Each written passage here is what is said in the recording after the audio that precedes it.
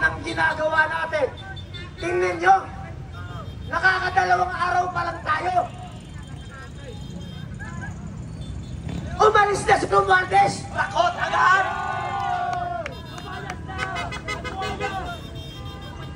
Ito yung sinasabi natin. Step by step. Kung magrarally tayo sa Luneta, sinong pinapalis mo ron? Si Rizal? Tama!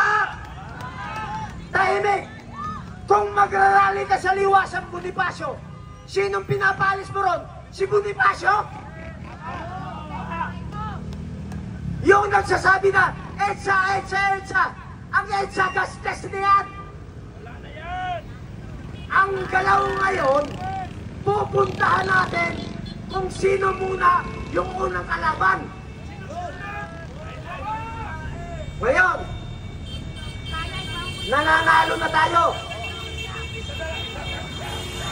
Wala na si Romualdez.